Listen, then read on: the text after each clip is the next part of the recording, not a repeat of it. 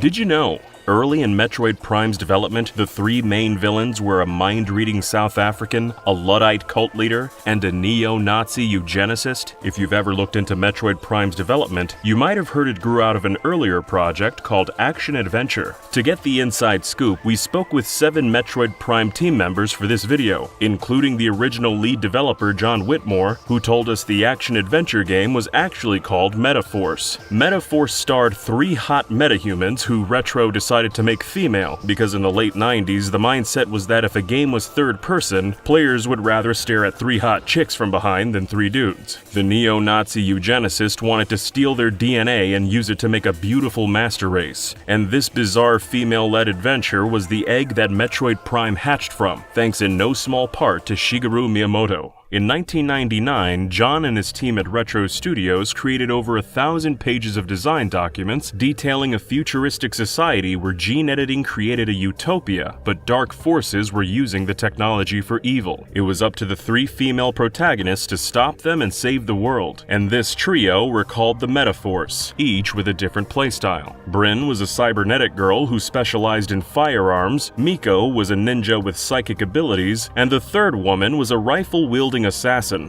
The game would have been around 30 hours in length across 3 acts, each with their own primary antagonist. The first act centered around a Luddite cult leader in India. This cult created a race of 4-armed mutants that carried 4 guns at a time and served as the cult's foot soldiers. The Luddite cult were actually terrorists, running around sabotaging everything they could, including a Jurassic Park-style zoo. Here's John describing a section of Chapter 1. We re-engineered mammoths, they were basically this carrying this re-engineered mammoth to the zoo in an armored car or whatever, and he blows up the caravan and lets the mammoth loose, and the mammoth is rampaging through the city destroying stuff, and you've got to deal with the bad guys, but then also the mammoth that's running around destroying things too. That was a really cool mission. Chapter 2 focused on the aforementioned neo-Nazi eugenicist who wanted to steal the Metaforce's genes, and as for the villain of the third and final act, John told us, he was a mind-controlling South African.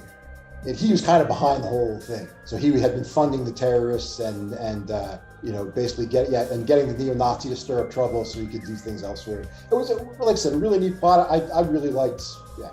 Nintendo was part owner of Retro and loved the direction the game was taking, but thought maybe 3 playable characters was too ambitious, so John's team whittled it down to just 1. Bryn, the gun-wielding cybernetic chick. Nintendo also thought third-person cameras were pretty tricky to implement back in those days, so they told Retro to switch the game to first-person. After those changes were implemented was when Miyamoto got involved, who also liked the game's direction, but thought Bryn was too generic, and asked them to come up with a cooler main character. So Retro swapped her out with an alien with sonic abilities that let her see enemies through walls, and wrote another 1,000 pages of design documents. The protagonist alien was discovered by the US government in a UFO crash, then turned into a federal agent to help them fight off an invasion by another race of aliens, who were evil. Eventually, Miyamoto said something along the lines of, "You know what? These enemy aliens would make great space pirates. How would y'all like to turn this into a Metroid game?" John's team thought that sounded great, so they played through all the Metroid games over and over, watched hours of speedruns, read every forum post they could find, and wrote another 1,000 pages of design documents. By then, it had become a running joke at Retro that once a game hit 1,000 pages, it was definitely gonna get cancelled. At this point, Retro had no idea what the GameCube was going to look like or what kind of hardware was under the hood. They were initially told it would be a lot more powerful, and Nintendo showed them some GameCube prototypes, one of which looked like a transparent PlayStation 2. They also said it would essentially have a PS2 DualShock controller, so Retro planned for Metroid Prime to have traditional FPS controls where the right stick handles movement and the left stick adjusts the view. Retro thought it all sounded awesome, but one day Nintendo showed up with the finalized hardware, a purple lunchbox, and a controller that John told us looked like it could only be used for Miyamoto games. Look, the GameCube, it's not even a cube, so that's a problem for me just with my OCD. Like, if you're gonna call something a cube, make it a cube, at least. But I don't like my Play School version, my first video game Play School console look that it had. Wasn't a big fan. Here's James H. Dargy, who also worked on Metaforce and stayed on board till Metroid Prime shipped. Already exhausted from all his team's work that had thus far gotten thrown in the trash, the weaker and kiddier GameCube was the last straw for John. He pretty much immediately quit and found a new job elsewhere. And when Metroid Prime launched a year later, they left him out of the credits. That's the short version of the story, but there were a few more twists and turns, like switching back to third person, then back again to first person. But now you know how the gene-stealing third-person adventure with 3 female leads gradually evolved into a first-person game starring a single heroine fighting against aliens. So let's check out some of the game's other history.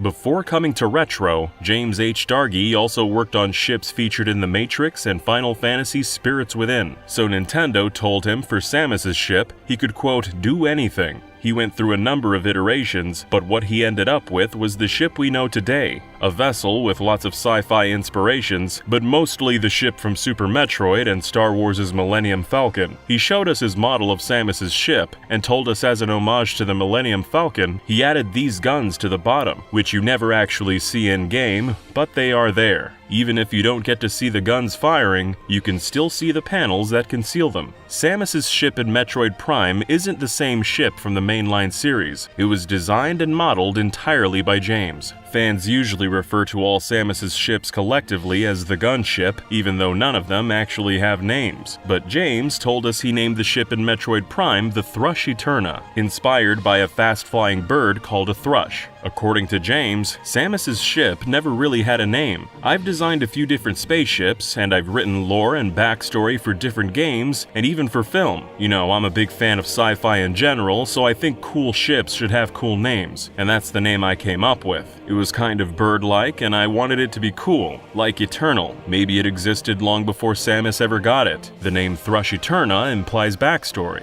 He went on to say that files at the top-level directory were called Thrush Eterna, but the ship's name never actually appears in the game's script. Maybe it was more mysterious to leave it the ship with no name, you know. Maybe. But before we cover even more exclusive Metroid facts not found anywhere else, a word from this episode's sponsor, Buyee. If you've ever used American sites to buy things from Japan, you've probably noticed how much sellers jack up the price. It can be a lot. This is where Buyee comes in. Buyee is a service that places orders or bids on your behalf on Japanese shopping and auction sites, then ships the item straight to you without any absurd price hikes. This includes sites like Rakuten, Amazon Japan, and Yahoo Japan Auction. So if you've been wanting to get a hold of a Japanese game or piece of merch but don't want to pay insane rates, this service will let you get your hands on the stuff for a more affordable price. Buyee is easy to use and offers support in several languages, which of course includes English. They also ship worldwide, including to North America, Europe, and Oceania. Buyee has over half a dozen international shipping methods, multiple payment methods, and 4 different insurance plans to match your needs. Buyee is also giving Did You Know Gaming viewers a 2,000 yen, which is about $18 US, first-time purchase coupon for signing up through the link below. So if you want to try out this great service and get 2,000 yen off your first order, check out Buyee using our link below. And now, back to Metroid. We also spoke with Metroid Prime's audio lead, Clark Wen, who filled us in on the audio history and sound secrets. Yeah, there's one Easter egg I think the fans might be curious to know about, because I've never told anyone. And you have to be a bit of a film fan to understand it. The Easter egg he's talking about can be found in the save room fanfare. There's a tone you'll hear right after saving or when you load your save file. Clark told us this audio Easter egg comes from the 1971 film Walkabout, which he was obsessed with and watched over and over during Prime's development. To quickly summarize without giving away any spoilers, the movie's about a father who drives his 2 children into the Australian wilderness, then has a mental breakdown and sets the car on fire, then shoots himself. So his 2 kids are left with no choice but to wander the outback trying to find their way to civilization. The movie has heavy themes of survival and isolation, along with some otherworldly soundscapes, all of which Clark wanted to emulate in Metroid Prime. The entire game has an audio vibe inspired by the film, but the save room fanfare is a direct reference to the scene in Walkabout where the kids survive their first nightfall, drenched in one of the film's soundscapes. Here it is. That's the Easter egg in Prime's save room fanfare. Did you catch it? Here's them side by side for comparison.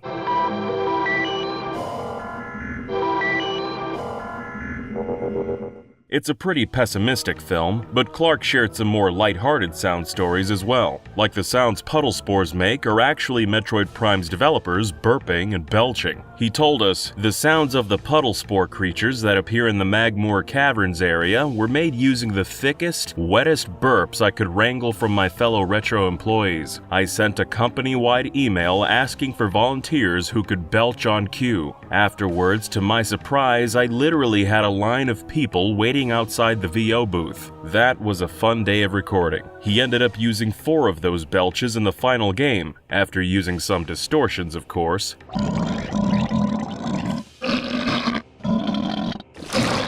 According to Clark, Metroid Prime's space pirates actually speak a real human language. Well, kind of. He told us, I wanted the pirates to sound kind of semi-intelligent. Instead of using animal sounds and roars, I wanted them to have some kind of language. So I took Russian words and kind of flipped around the syllables and assigned them to different actions. So for example, when they attack the player, that was using the Russian word for attack, then just moving some of the syllables around. I got someone in the studio to record them, then we put them in the game. But it sounded like we had Russian mafia yelling something in Slavic. Clark wasn't satisfied with the Russian mafia vibe, so he scrapped the audio and replaced it with pit bull noises, but in playtesting, the staff thought it sounded cartoony and dumb, so he threw that out as well. Clark's third attempt is what made it into the final game. One of Retro's programmers was Nigerian and spoke a language called Yoruba, so just like earlier with Russian, Clark had him take the Yoruba words like attack and mixed up the syllables, recorded his voice, and distorted it. And that's the language the space pirates speak in the final game.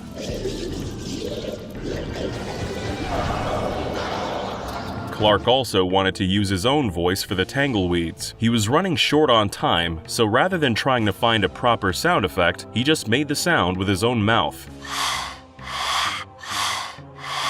He told us, those sounds are actually my voice pitch shifted up an octave, and the only time I used my voice anywhere in Prime. After some head-scratching remarks from Nintendo over the years, there's been confusion among fans whether or not the Prime series is part of mainline canon, or if it's part of its own separate canon. According to series producer Yoshio Sakamoto, he thought about making Prime separate, what he calls a Gaiden, but ultimately decided it was best to insert it into the mainline canon between Metroid 1 and 2. When we talked to John Whitmore, he said his team actually did think they were making a Gaiden. He told us, we were considering it as just kind of a reboot of Metroid, without much historical reference to the past games. Or at least I think it was basically, Nintendo will kind of figure this out for us after the fact. We wanted to use enemies from the previous games, so there was some sense that this was building on what happened in previous games. But like I said, we were looking at it as more of a reboot, rather than as something connected to a history of the franchise. So even though Metroid Prime was developed as a reboot, or Gaiden, Nintendo ultimately decided to insert it into the timeline after Metroid 1. The titular Metroids were one of the returning enemies Retro wanted to appear in the game, so really it was the only place Nintendo could insert Prime into the timeline, since Samus drove Metroids to extinction in Metroid 2. Well, except the baby, of course. John also told us Metroid Fusion wasn't originally part of Nintendo's master plan. He said it was common knowledge that Miyamoto was willing to take the risk with Retro, who'd never even completed a single game before, making a new Metroid because it wasn't a franchise Miyamoto created himself. And to quote John directly,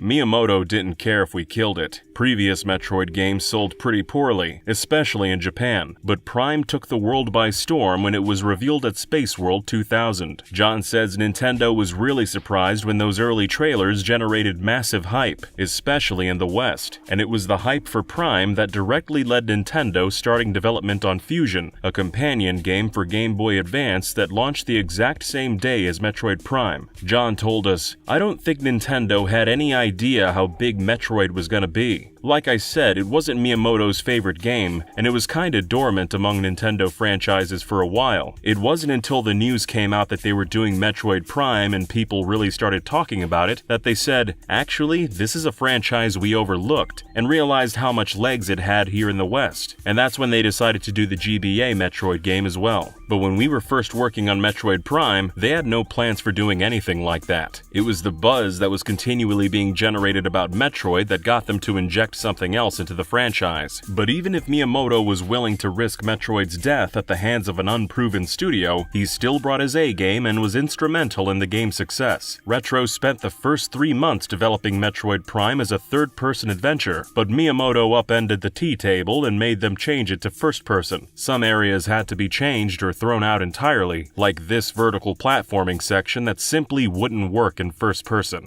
Even Sakamoto and Retro's president Jeff Spangenberg wanted 3D Metroid to be in third person, and the battle over perspectives was one of the main reasons John Whitmore resigned as head of the project. And John says although Miyamoto won the war, the guys at Retro still snuck in as many chances to switch to third person as they could to show off the Samus model they designed, like in save rooms and cutscenes. But looking back on it all now, 2 decades later, John admits Miyamoto was absolutely right to make the game in first person. Very late in development, Miyamoto also remapped the game's buttons himself, which made controlling Samus a lot more intuitive, and as a result, made the game a whole lot better. James told us, Miyamoto changed the idea of how it should function, like this button being lock on and this button turning the camera and how it works. We had it just a little different, but it never quite felt natural. Like you got used to it and it was like, oh yeah, like once you understand it, it's functional, but he had suggested a different approach and it was much more intuitive, and that was only after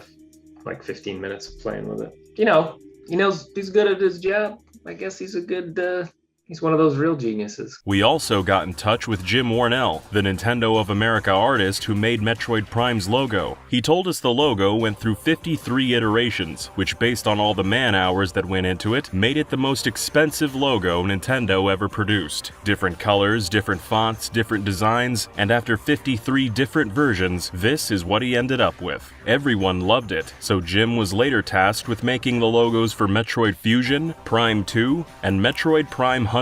Speaking of which, all these games had completely different box art in Japan, but still used Jim's logo designs. He didn't do the logos for Prime 3 or Zero Mission though, which is why their designs are noticeably different. They're basically just stylized text. Speaking of Metroid Prime 3, did you know it was almost an open world game where Samus was an actual bounty hunter? As in, she would have gone on side quests hunting down baddies and hauling them in for a reward. We spoke with Brian Walker, the senior producer of Prime 2 and 3, and also the guy who convinced Nintendo to let them remaster the entire trilogy and release it for the price of only one Wii game. He left Retro Studios a few years ago after finishing the trilogy, and from his home in the countryside of Austin, Texas, he told us one big development story. After wrapping up development on Prime 2, Brian and his team were feeling a little burnt out on the franchise, so they looked through Nintendo's collection of IP to consider what they wanted to work on next. They created design documents for potential Wii games and pitched them to Nintendo. One of them was a revival of Donkey Kong Country, and another was a Zelda spin-off where you played as the last surviving Sheikah after your race was wiped out in a genocidal ethnic cleansing. Retro's pitches were forwarded to Nintendo President Satoru Iwata, who came back and said before Retro branched out into new IP, he wanted them to make the Prime series a proper trilogy. The Wii hadn't released yet, and Iwata wanted a new Metroid Prime that could show off the capabilities of their new home console and the potential of its revolutionary new controller. So Retro agreed. They'd go bananas with Donkey Kong later, but first, they'd make Metroid Prime 3. So they got to work brainstorming what Samus's jump into the next console generation was gonna look like, and what they came up with was open-world bounty hunting.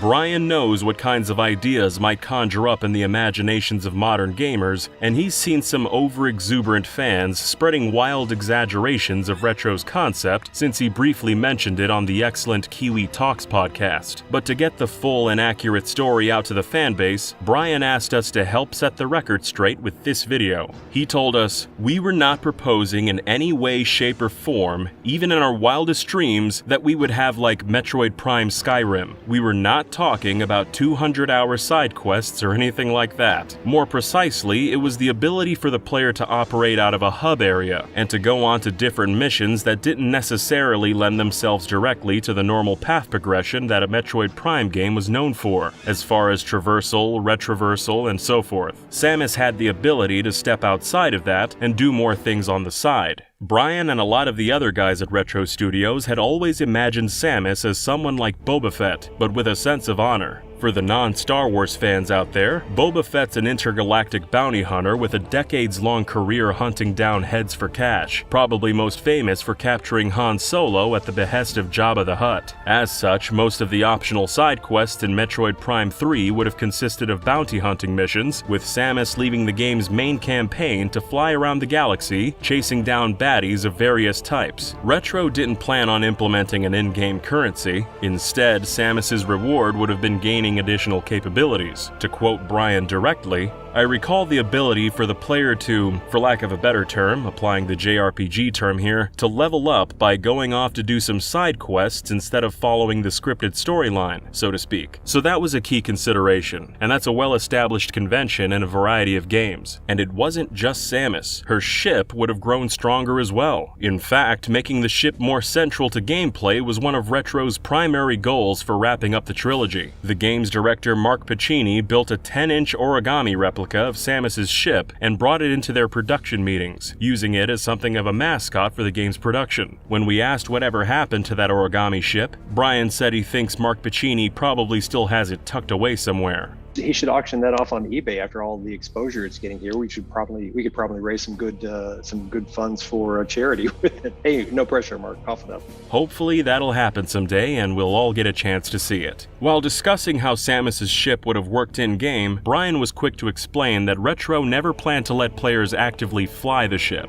He told us, "The thing we should clarify is that we're not talking about flying the ship first person like Wing Commander. That wouldn't really have fit in with the Metroid Prime formula. It was just something we felt like if you couldn't do it right, if you couldn't make something state-of-the-art, don't try to do it halfway. So a watered-down Wing Commander approach just wasn't gonna fly, no pun intended." Rather than the player flying the ship directly, it would have served as an extension of Samus's abilities in the overworld. Retro prototyped several abilities, like calling in the ship to serve as a distraction, drawing enemy fire away from Samus so she'd have an easier time clearing them out. But only 2 of these abilities made it into the final game: ship missiles that would let you call in a bombing run, and the grapple beam for moving large objects, neither of which were used all too frequently. Overall, the ship was just meant to play a larger role and be a more applicable tool in Samus's repertoire as she explored the game world. Brian's immensely proud of how the game turned out, but laments the limited ship functionality in the game's final build, feeling they ended up short of their original goals. So why didn't open-world bounty hunting become a reality?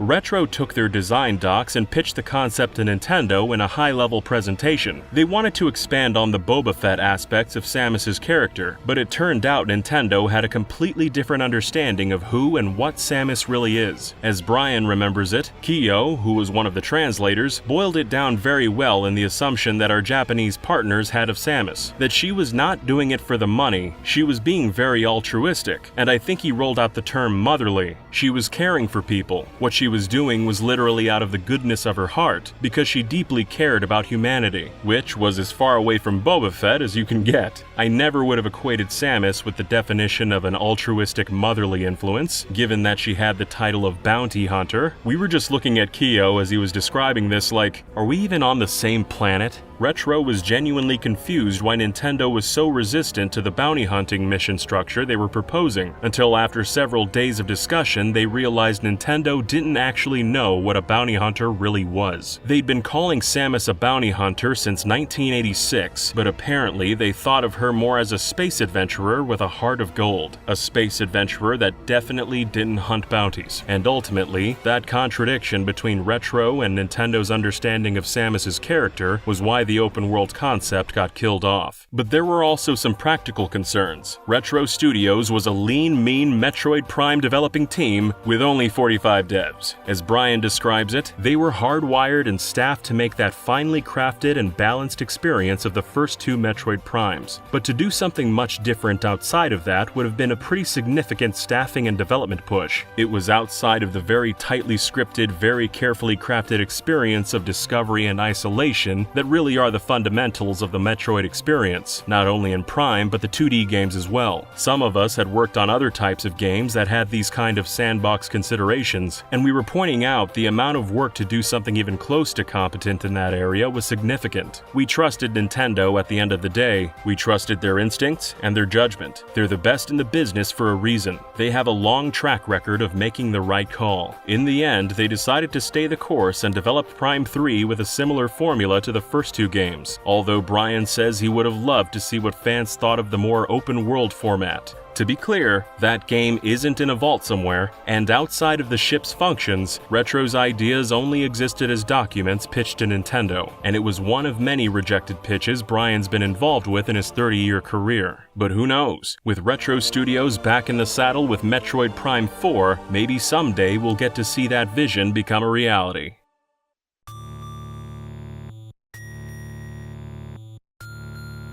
Did you know? There's a Japan-only Metroid game full of exclusive lore and had several of its story elements reused in Metroid Fusion, Zero Mission, Super Metroid, and even Metroid Prime 2? Well, kind of. Released a few months after the original Famicom Disk System game, Metroid Zebus Invasion Order was an interactive literary adaptation licensed by Nintendo and published by Futushaba in December 1986. It's sort of like a choose-your-own-adventure novel on steroids, where the reader, or more accurately the player, is constantly making choices and rolling dice, then flipping to specific pages to explore branching paths, a bit like Dungeons and Dragons. As such, this gamebook borrows many elements from tabletop RPGs, like having to use pencil and paper to keep track of Samus's health, missile count, and current location in Zebus's labyrinthian underworld. The first 3 quarters of the story follows the original Metroid pretty faithfully, but the final act strikes out and forges its own path, and interestingly, seems to foreshadow events that didn't happen in the mainline series until decades later. These days, buying the book and getting it translated into English would set you back about $2,000, but we're gonna save you the trouble, and at the end of this video, we'll even show you how to play it without spending a penny.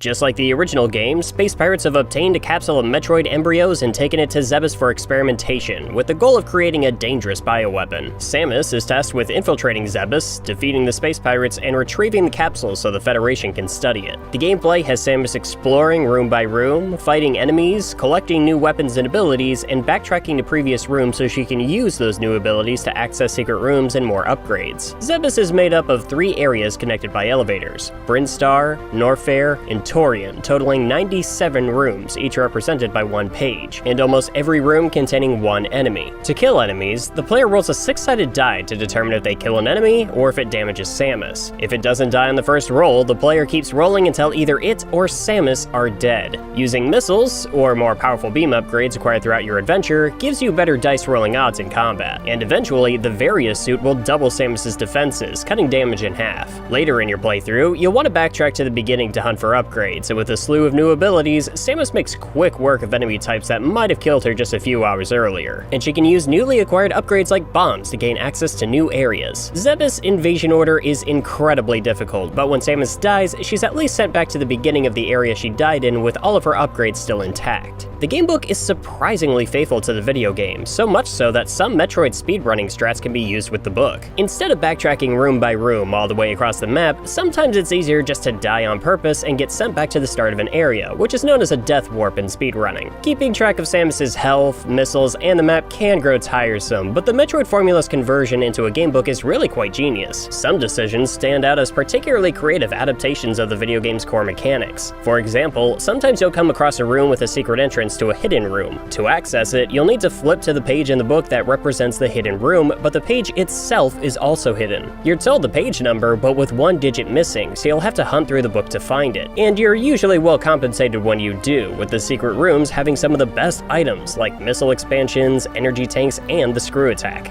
Up to this point, Zebus Invasion Order mirrors the Famicom Disk System title, but with a few notable differences. In the game, Zebus is a planet, but the gamebook refers to Zebus as an asteroid. A little extra lore was added as well, like how Mother Brain's been experimenting on Zebus's indigenous creatures and grafting cybernetic enhancements onto them. The book also expands on Ridley's abilities, giving him psychic abilities that accentuate the pain caused by his fire attacks. Creed and Ridley are also holding keystones that are required to unlock the path to Torian, which explains why Samus can't head straight to Mother Brain right from the start. After killing Mother Brain and retrieving the Metroid capsule, Samus climbs out an escape shaft and flies away in her spaceship. At this point, the game changes completely. You're no longer required to keep track of Samus's stats or location, and gameplay shifts into a more traditional choose-your-own-adventure format. The gamebook's story goes down its own path for the final act, adding some extra twists and turns, some of which made their way into future mainline installments. As Samus flees in her ship, she realizes one of the capsule's embryos broke out and developed into a gigantic, mutated Metroid. This new story element was presumably inspired by the end of the 1979 film Alien, where Ripley finds the xenomorph stowed away on her escape pod. Perhaps more interestingly, this was the first time Metroid fans ever got to see a mutated Metroid, and the same could be said for Samus' spaceship. Neither were in the original game, and both made their video game debut 5 years later in Metroid 2: Return of Samus. With the mutant Metroid bearing down on her, the player has two choices: send out a distress signal from the cockpit, or flee in an escape pod. Either way, she's eventually forced to dock in a giant ship belonging to the Space Pirates, in a situation very similar to the extra chapter added to Metroid Zero Mission. However, one major difference is that the gamebook's author depicted the Space Pirates as humans, since they weren't revealed as aliens until 8 years later in Super Metroid. The Space Pirates capture Samus and their boss pulls off her helmet, revealing that,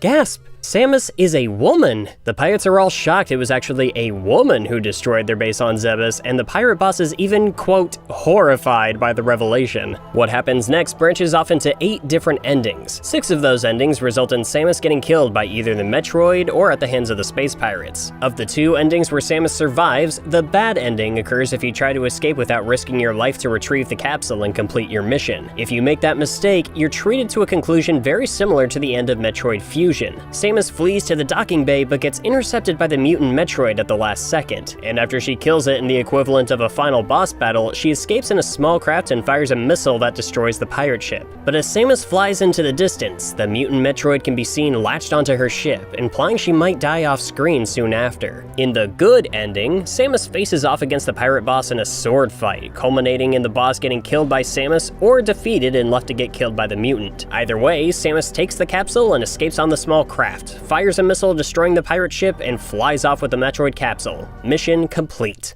After it's all said and done, the player's treated to an epilogue where a meteorite lands on Earth, and although nothing's found at the impact crater, several human corpses are found nearby with the life drained from their bodies. It's implied that unbeknownst to the locals, the crashed object was actually the mutant Metroid, who developed a hateful obsession for Samus and came to Earth to hunt her down. A dark and foreboding cliffhanger for a sequel that never got made. Although, it's worth noting, the idea of a heavily mutated Metroid viewing Samus as its arch-nemesis and coming after her again and again later found its way into Metroid Prime 2 Echoes. Zebes Invasion Order features quite a few original plot lines that have influenced future games, but it's unclear if the developers took direct inspiration from the game book, or if all these similarities are just a coincidence. Zebes Invasion Order borrows story beats from the Alien movies, and the same can be said for the video games, so perhaps the parallels are simply the result of a shared inspiration. Regardless, it's interesting to see similar events play out in the book years or even decades before they happen in the games. Copies of Zebes Invasion Order have become increasingly rare and expensive over the past 35 years, to the point where it's hard to find a listing for one at any price. But one fan who was able to get his hands on a copy was Devin Monins, aided in no small part by the Game Preservation Society in Japan. Over the course of several years, Devin translated Zebes Invasion Order and converted it into a playable text adventure. It's now freely available on Metroid Database, so if you want to give it a try, we'll leave a link in this video's description. Devin even streamlined it so the game keeps track of Samus's health, missiles, and the map all on its own, so you don't have to resort to pencil and paper unless you're feeling like a purist. This is actually how we played the game, though the quality of life features were disabled to best replicate the authentic experience of playing the gamebook. Metroid Dread has a 16-year-long history, and several other YouTubers have delved into the topic already, explaining some of the game's origins, but we weren't satisfied with the info that's available. That's why for this video, we hunted down seasoned Metroid developers for exclusive interviews, and translated magazines into English for the first time to get the complete story of Dread's development. So without further delay, let's jump into it. Metroid Dread's story begins at E3 2005. Reggie revealed the new Game Boy Micro. Iwata revealed not only the Wii, but also a brand new concept called the Virtual Console. And then the show went horribly off script when Miyamoto revealed Nintendogs, then his dog Mario immediately started humping his co-host dog. Yeah, that wasn't supposed to happen. But there was another thing that was supposed to happen, but didn't. Reggie showed off a slew of upcoming DS games, like New Super Mario Bros., Animal Crossing, and Castlevania. But the day before their presentation, Nintendo showed a few game journalists an off-the-record peek at an internal product sheet listing all these games, plus one more, Metroid Dread. Somewhere in that 24-hour window, Nintendo decided to cut Dread from their presentation. The staff of Game Informer magazine had already seen the product sheet, so in their next issue they included Metroid Dread on a list of DS games scheduled for release in 2006. Nintendo fans were thoroughly confused, as they'd never even heard of Metroid Dread and couldn't find information about it anywhere. Yet here it was in Game Informer, no explanation given. So of course, fans speculated, and rumors spread on internet message boards. Eventually, one of those fans asked IGN editor Craig Harris about Dread, as he was one of the few people who saw the E3 spreadsheet. Harris responded publicly that Metroid Dread was in fact real, and that it would probably show up next year. But what exactly did Craig and the other journalist elites see on that spreadsheet? A few years later, Craig was the host of IGN's Nintendo Voice Chat podcast, where he said this. Well, they still have Metroid Dread, at least a script for it, and I bring it up every single time, and they do have the story. I mean, I saw the synopsis of the game, and I know it exists, and they pulled it plug at the last minute. So, I mean, I know that exists, and they can always bring it back. A short version of this quote made its way onto Metroid wikis and YouTube videos in the decade since, and before Dread's official announcement in 2021, it was arguably the most prominent piece of evidence touted by fans. Many of them believe Dread had a full script and was decently far into development, but that doesn't appear to be the case. Last year, we contacted Greg to ask about his podcast and what exactly he saw at E3 2005. We'll throw up his full, unedited explanation on screen if you want to pause and read it, but the short version is that the product sheet only had a one-paragraph description, and it basically just said something like, Samus is back in the next game in the Metroid series. In other words, the journalists were never shown any script, and it doesn't seem a script ever existed. In 2015, gaming historian and longtime Did You Know Gaming collaborator Liam Robertson conducted a series of interviews with Nintendo developers. Speaking anonymously, one developer who worked on Nintendo's Japanese teams explained that work on Dread began in 2005. They went on to state that it only existed as design documents and ideas among certain staff members, including Sakamoto, but they never even got as far as pre-production. This lines up with what Sakamoto would eventually reveal in a 2021 roundtable interview, where he said, 15 years ago when I originally conceived of the game, the story itself wasn't clearly set. It's fairly recent we finalized the detailed story, so you can imagine what I had envisioned 15 years ago is not the same as what has been achieved now. It consisted of Samus facing a dreadful opponent, a dreadful experience. At that time, I hadn't developed in detail the storyline within the overall chronology and background of the series. Over the course of several more interviews, he went on to say that the DS hardware just wasn't powerful enough to bring the game to life. But the fact Metroid Dread was little more than an abandoned idea was never communicated to the fans back in 2005, so all they could do was wait for the next E3, then the next one. But both events came and went without a peep. Then in late 2007, Metroid Prime 3 hit store shelves, and within 24 hours, fans discovered a panel near the end of the game that said, Metroid Project Dread is nearing the final stages of completion, which sent half the fanbase into a frenzy, thinking it was a hint that Dread was finally within reach. But the other half of the fanbase drew the opposite conclusion, that Dread had been cancelled, because the panel right next to it said the experiment was unsuccessful, and Project Dread had failed. Prime 3's senior producer Brian Walker and director Mark Pacini both denied the scans were meant as a clue, explaining they were actually, quote, a fictional element of something else in the game that by a large coincidence could be read that we were giving a hint about Metroid Dread, which was not the case. It's a complete and utter coincidence. During our research for this video, we had a 1-hour Zoom call with Brian Walker. By now, he's been gone from Retro Studios for almost a decade, so he's in a much better position to open up about old secrets, and he was actually. He told us about cancelled prototypes, cut content in the Prime trilogy, and lots more behind-the-scenes secrets which we'll share in some upcoming videos.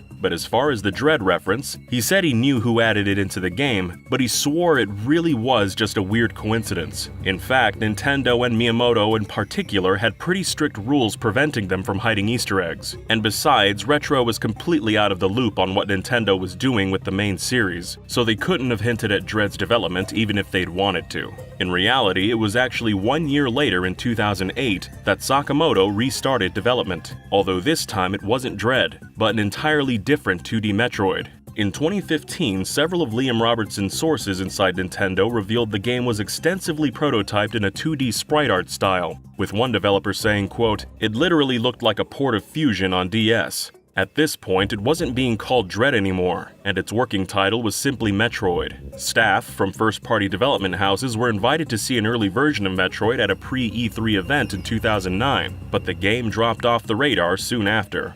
If you're skeptical about information coming from anonymous sources, as you probably should be, it's worth noting that bits and pieces were later confirmed by Sakamoto himself 6 years later. In fact, since Metroid 2008 was completely different and went by a different codename, you could argue it wasn't Metroid Dread at all. Rather, it was just another failed attempt at restarting 2D Metroid. Maybe we're slicing the onion a little too thinly, but what Sakamoto did make clear was that because of the franchise's middling sales history, Nintendo simply wasn't willing to give him a AAA development team. He continued to think about it even into the 3DS era, but still wasn't able to put together the dream team the project required. Unbeknownst to Sakamoto, the team he needed was currently being formed halfway across the world. A small studio in Spain called Mercury Steam had only made 3 games, none of which were of particular note, like American McGee Presents Scrapland. But that all changed when Konami gave them the opportunity of a lifetime with the chance to reboot the Castlevania franchise in 3D. With a little help from Hideo Kojima, their first entry in 2010, called Lords of Shadow, took on a more God of War-like style and went on to become the best-selling Castlevania game of all time. Following its success, Konami contracted Mercury Steam to produce 2 more Castlevanias, the direct sequel, Lords of Shadow 2, and the much more Metroidvania-style Mirror of Fate for Nintendo 3DS. Unfortunately, neither game managed to achieve the sales success of their predecessor, and Konami was already pivoting away from games and towards pachinko, so they let the franchise die and another Castlevania game was never produced. Well, unless you count the mobile games and pachinko machines. So in an effort to jump from one series to another, Mercury Steam started prototyping a Metroid game to pitch to Nintendo. According to Spanish developers who interviewed for the project, as well as Liam Robertson's sources, Mercury Steam wanted to make a first-person Metroid game for Wii U taking place in a post-apocalyptic setting. Similar to Metroid Prime Hunters, the player could also choose from either Samus or 6 other bounty hunters to complete the game's main campaign. Supplementing the Wii U title, a 3DS companion game was also planned. Nintendo rejected Mercury Steam's pitch, but word eventually made its way to Sakamoto that the Castlevania team was pushing hard to get into Metroid. So he sat down with his 3DS and played Mirror of Fate, and was super impressed. So Sakamoto flew to Spain to meet the developers face to face. Mercury Steam said, "Okay, we guess Nintendo didn't like our 3D pitch, so how about a modern 2D remake of Metroid Fusion?" Sakamoto told them he was more interested in a Metroid 2 remake. The Game Boy original was the only mainline game he wasn't personally involved with, and it tells an essential part of the series' lore. Sakamoto also thought, with the recent success of Metroidvanias in the indie scene, that now was a good time to ask Nintendo to let him make one of his own. Talking to Comics Gaming Magazine, he said, "There's a thirst for that genre. People are excited about this genre, and so from a marketing standpoint, understanding that this market exists, it's been helpful to have all of these people clamoring for them. It gave me the momentum to say, hey, look at this thing I've been talking about. Well, I think this is the right time." 2 years later, Samus Returns launched on 3DS to critical acclaim, and even won Best Handheld at the 2017 Game Awards. But even more importantly, Sakamoto loved it. So before it was finished, he'd already decided Mercury Steam was the team he'd been looking for to resurrect Metroid Dread. If you finish Samus Returns with 100% item completion, you get to see a mysterious Chozo memory with dreadful music playing over it. Sakamoto told Spanish outlet Hobby Consolas it was certainly hinting at something, but wouldn't say what. In hindsight, it's clear this was Ravenbeak having just killed the 6 Chozo overseers, and the memory itself was a sign that Metroid Dread was already in the works. 16 years after it all started, Nintendo finally revealed Metroid Dread at E3 2021. And even more than Samus Returns, Dread borrowed substantial elements from Mercury Steam's Castlevania games. Traditionally, both the Castlevania and Metroid series used a static side-scrolling camera, but Mirror of Fate introduced a cinematic camera most often used in boss fights. This exact same camera system was incorporated into Metroid Dread, and according to Sakamoto, adding it to Metroid was Mercury Steam's idea. as was Samus's melee counter, which is essentially a mix of the block and grab maneuvers used by Castlevania's Belmonts. Dread also uses a good deal of quick-time events in its boss fights, and for the first time in the series, introduces map markers to help the player return to hidden areas after they've acquired the necessary upgrades. 2 more mechanics taken from Mirror of Fate. But Sakamoto and Mercury Steam weren't content to just inject Dread with new school Castlevania. They also wanted to bring back old school Metroid. While Super Metroid was famous for its sequence breaking, that is, giving the player the chance to obtain key items out of order, the previous mainline game in the series, Metroid Fusion, didn't include a single sequence break. According to Dread's director, Jose Luis Marquez, they intentionally left in tons of opportunities to sequence break, and are expecting hardcore fans to find some breaks they didn't even know were possible. One of these intentional breaks actually has a hidden cutscene. With a well-timed slide jump, players can get the bombs early, then use them to launch directly into Kraid's belly for an insta-kill. Or, if you sequence break to get the flash shift early, you can jump between Kraid's teeth and unload a barrage of missiles. As far as sequence breaks the developers didn't plan, a good example is getting the Phantom Cloak before the Charge Beam, which is usually the very first upgrade. Using a glitch maneuver called the Pseudo-Plasma Beam, it's possible to blow up this ceiling and make your way to the boss Corpius earlier than intended. When Samus kills Corpius in the cutscene that follows, she uses her Charge Beam, despite the fact she hasn't obtained it yet. In an interview with Hobby Consolas about Samus Returns, but probably even more applicable to Metroid Dread, Marquez said, "Let's just say there are parts where we allowed sequence breaking, and others where, for whatever reason, we weren't interested in allowing it. But people broke it anyway. We've seen things we never would have been able to imagine possible. In reality, it's hard to stop sequence breaking if the player really wants to do it. There are always so many talented people with so much time, with so many skills that can skip." To learn more about these skips Mercury Steam never imagined, we talked to some of those talented people Marquez was talking about, like Bane, one of the fastest Dread fans on the planet. Players have to reach Samus's ship in under 4 hours to get the best ending, but Bane held the world record with a time of just 1 hour and 10 minutes. He told us about camera lock, a glitch where reloading the melee tutorial several times locks the camera into this exact position, and at the same time all the destructible blocks, doors, gates, and water essentially disappear from the rest of Arteria. From there, you have to run all the way across the map blind, using nothing but sound to reach this room where you can obtain the screw attack early, which lets you skip ever having to come back to Frozen Arteria, including the boss fight against Experiment Z57. It's a pretty tricky sequence break, but speedrunners like Bane could pull it off in under a minute. A few other tricks probably weren't intended either, like the water bomb glitch that lets you reach underwater ledges before the game plans you to. With Metroid Dread just a few months old and speedrunners already beating it in 70 minutes, the big question is, will anyone ever beat it in under an hour? Bane told us unless some revolutionary new glitch is discovered, it's simply not possible. Those sentiments were echoed by Oats and Goats, the world record holder for hard mode, who told us, "With the knowledge of the game that we have now, I would have to say no, I do not think that sub 1 hour is possible. But I do believe there will be many new tricks and glitches discovered that open the door for much lower times, but only time will tell if sub 1 is an actual possibility. I have no doubt that the Dread team put in a number of creative ways to beat the game. This game is still very new and has plenty of maturing to do, so once time has passed, I'm sure we will find even more paths to the end." Mercury Steam have said they keep an eye on the speedrunning community, and Oats and Goats says at least one of them has watched him live on Twitch. He also pointed out the devs made pre-rendered loading screens for every area with every suit, including the standard power suit, which means they suspected someone could beat the game without a single suit upgrade. Following in the steps of Super Metroid, it seems they crafted Metroid Dread as an open invitation to countless unique paths, sequence breaks, and tricks the developers themselves didn't even know were possible. Speedrunners like Bane and Oats and Goats continue to battle it out to become the fastest in the world, but if they'll ever be able to beat a game that took 16 years to make in a single hour, well, only time will tell.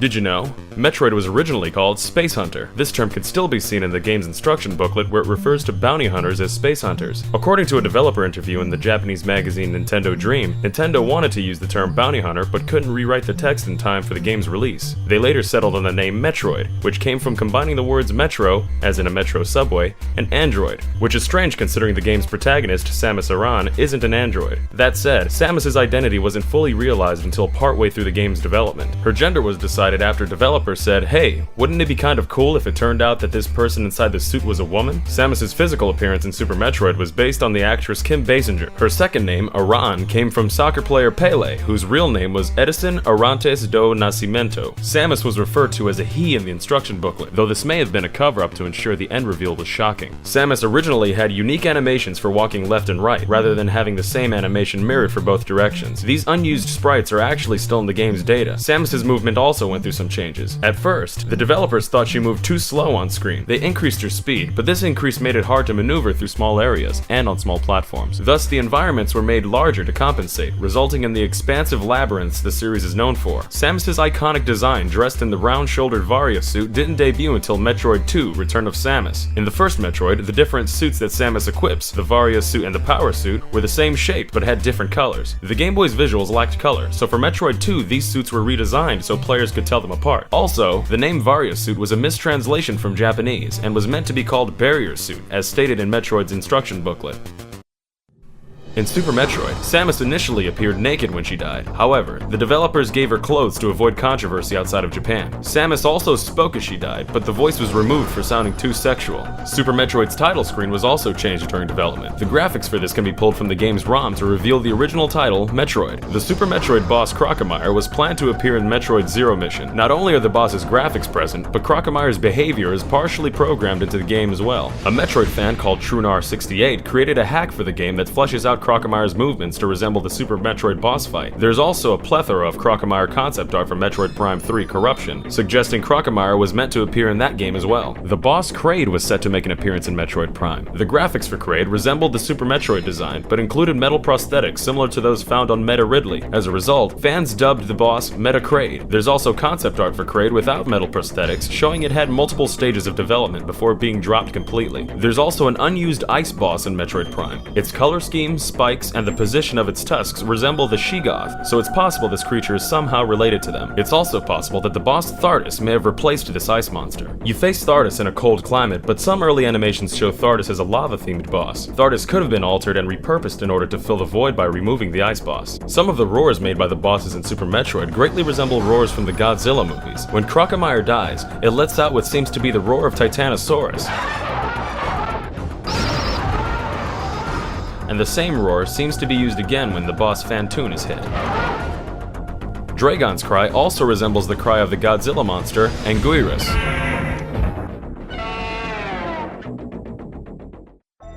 There are many similarities between the Metroid and Alien franchises. These similarities have been acknowledged by Metroid's co-creator, Yoshio Sakamoto. He stated that the first Alien movie influenced the creation of Metroid, and that his team thought the presentation in Alien was a good match for the Metroid world they had already put in place. In addition to basic design influences from the Alien franchise, some events from the first 4 Metroid games resemble events from the first 4 Alien movies. Here are just a few examples. After hatching, the first forms of the alien xenomorphs and the first forms of the Metroids both latch onto the heads of their victims, and both species have multiple stages of metamorphosis. Both Metroid and Alien have female lead protagonists, both of which narrowly escape explosions and are shown half-clothed at the ending. The boss Ridley also shares his name with Alien movie director Ridley Scott.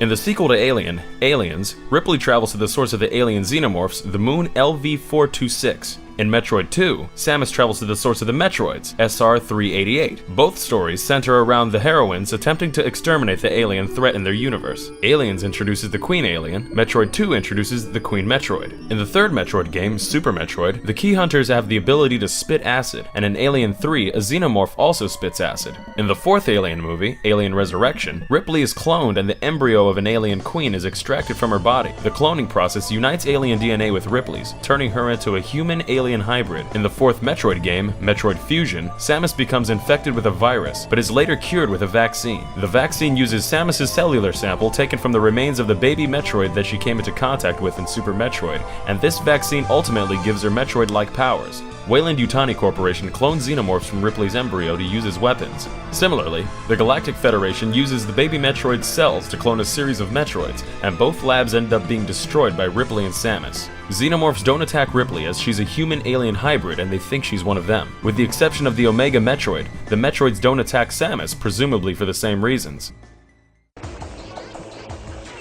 It's possible that Metroid 2 is going to receive a DX remake, much like Link's Awakening DX. In the April 1998 issue of the German club Nintendo magazine, a full-color image of Metroid 2 was shown. It's not known if the image was representing a game in development or if it was simply a mock-up. A fan remake of Metroid 2, known as Another Metroid 2 Remake, sparked a comment from Retro Studios artist Benjamin Sprout, saying, "I've always thought it'd be awesome to remake Metroid 2. A group of us at Retro even discussed doing it as a side project at one point. To our knowledge, the idea never progressed. There are lots of unused test rooms in Metroid Other M. Most are fairly basic and lack detail, but one of them stands out. This room is actually from Ninja Gaiden 2, where you fight the boss Resetsu at the top of a building. The background tower is no longer present in the model, but the structure is mostly intact. There's a room shown in the trailer for Metroid Fusion where Samus uses a power bomb against zombie scientists. This part of the game was removed, but the room itself is still in the game's code. The crystals from Wario Land 4 can also be found in the game's code.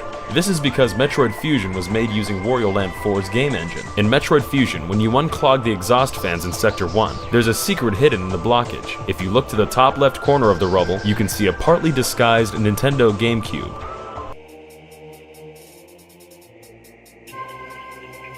Did you know there was almost a Metroid movie? The franchise was at its peak of popularity and acclaim after the launch of Metroid Prime in early 2003, and Retro Studios was hard at work making a sequel. Nintendo was developing Zero Mission and Metroid Prime Hunters, and they'd even contracted out a pinball game spin-off. The iron was piping hot, so Nintendo decided to go all out, and decided to make a Metroid movie too. They optioned out film rights to producers Warren Zide and Craig Perry, best known for the Final Destination movies and American Pie. The duo released a basic plot outline in January 2003, which read, "The story is set in a once peaceful galaxy, which has its prosperity shattered by a startling discovery. On a routine mapping expedition of a planet, a survey crew discovers a new airborne life form, the Metroid. Able to engulf other living beings, feed on their energy, and multiply in great numbers, they prove a terrifying menace. Female bounty hunter Samus Aran is commissioned by the Galactic Federation to eliminate the pests, but she soon discovers that pirates with a stolen Metroid specimen are plotting to breed and build an unstoppable army." Zide and Perry were actively looking for writers, actors, and a director, but their plans ultimately went nowhere, and their rights expired in 2004. That's when the rights got snapped up by John Woo, a much more accomplished producer, with greater enthusiasm for the project. Woo's penchant for Mexican standoffs, slow motion, and stylized action scenes known as gun fu made him one of Hong Kong's most influential filmmakers, and a huge inspiration for Hollywood movies like The Matrix, as well as anime like Cowboy Bebop. According to Foxhoven, a producer who worked alongside Woo, "We believed there was a great opportunity for John Woo to bring his style of action into a Metroid film." Nintendo was quite supportive of the idea, as they were all fans of John's previous films. Nintendo was definitely discouraged by the Super Mario Bros. Movie, but felt with John they would be in better hands. When the news broke, Foxhoven announced that they were looking to make Metroid into a big budget film, and not a quick cash grab. Samus's adventure would be fairly faithful to the games, and see her battling series staples like Mother Brain and the titular Metroids. John Woo was apparently pretty excited, telling The Hollywood Reporter, "This type of story has a proven track record of success with film audiences. We're very fortunate that there is such an extensive amount of material to draw upon for the film due to there being so many Metroid games over the years." Early script proposals focused on Samus's origin story, explaining who she was and what she did before she became the bounty hunter we know today. In an IGN interview, Foxhoven explained Samus was going to be exceptionally talented, but also very flawed, and looking for redemption. They wanted Samus to struggle, be humbled, and ultimately find it within herself to beat the odds, rather than come out the gate as some overpowered superhero. Woo's team hired several writers to provide guidance, most notably David Greenwald, who had experience writing strong female leads from his time on Buffy the Vampire Slayer. As for who'd play the starring role, it doesn't appear Woo ever nailed down a specific actress, but Retro Studios president Michael Kelbaugh knew just the woman for the job. In late 2004, Electronic Gaming Monthly asked Kelbaugh who should play Samus in the upcoming Woo movie, and he said, "We addressed this question a lot. The sex of Samus is irrelevant in the video games, and we've always liked that because it never played a role in the series. It's more of a surprise than anything else. Demi Moore kind of personifies that. It doesn't matter what's underneath the helmet way of thinking. She has always been my preference to play Samus." Presumably, he'd come to the conclusion after watching A Few Good Men, G.I. Jane, and other Demi Moore movies, where she played roles typically reserved for men, but was also capable of employing traditional feminine charms when a script called for it. In early 2004, John Woo announced the film was planned to hit theaters around Christmas 2005. So by the time summer of 2004 rolled around, rumors were swirling that the movie was on schedule and production had begun. But Nintendo's Yoshio Sakamoto dispelled those rumors in Japanese gaming magazine Nintendo Dream, saying that there hadn't actually been any progress, explaining,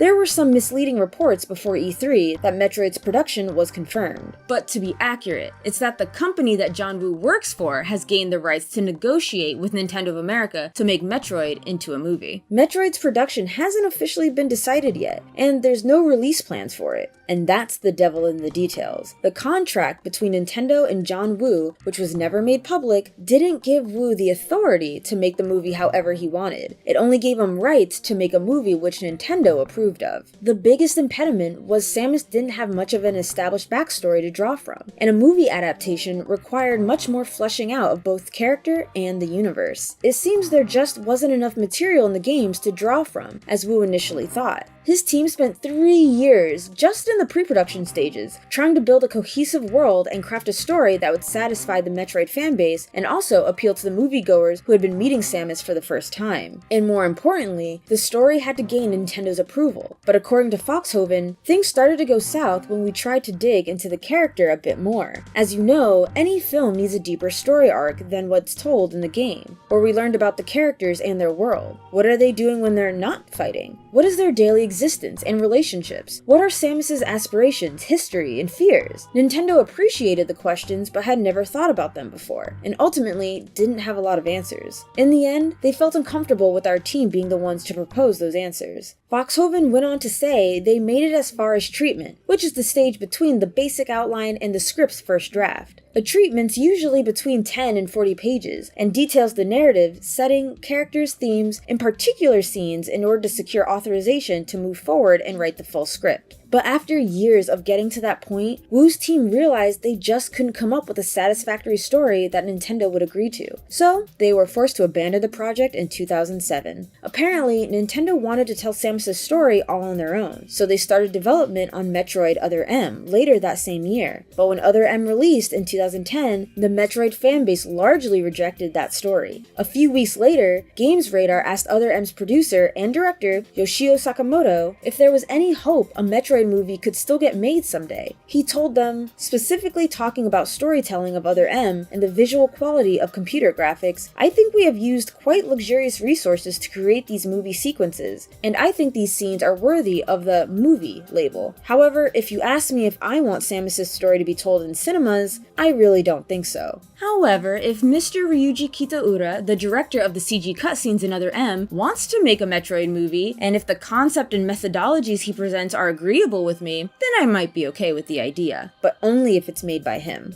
Fans haven't exactly been clamoring for Nintendo to make a full-length movie in the style of Other M, but there have been some interesting ideas from third parties in the decade since. Like in 2017, when the producer of the Netflix Castlevania series, Adi Shankar, said he'd like to make a quote-unquote Dark Metroid series, in the same anime style as Castlevania. Unfortunately though, Sakamoto publicly expressed a lack of enthusiasm for Shankar's proposal. In 2018, the director of the upcoming Metal Gear movie, Jordan Vogt-Roberts, told IGN he wanted to make a Metroid film in an isolationist style, saying, "It legitimately would be Samus alone. It would be a little bit of her talking to herself. As soon as they introduce other talking characters in those games, to me, it loses everything. You put her alone, and it's almost got more to do with the silence of a movie, like Drive, like the quietness, and having it be a real intense mood piece, but mixed with sci-fi. But Nintendo will never let me. It's too crazy." Apparently, it wasn't too crazy though, because Metroid Prime senior designer Mike Wicken publicly supported the idea, even if Nintendo proper never acknowledged it. A few months later, Captain Marvel actress Brie Larson dressed as Zero Suit Samus for Halloween, and repeatedly expressed a desire to play Samus on the silver screen. And the following year, Metroid manga writer Itsuki Kouji said he also supported a live-action film based on the series.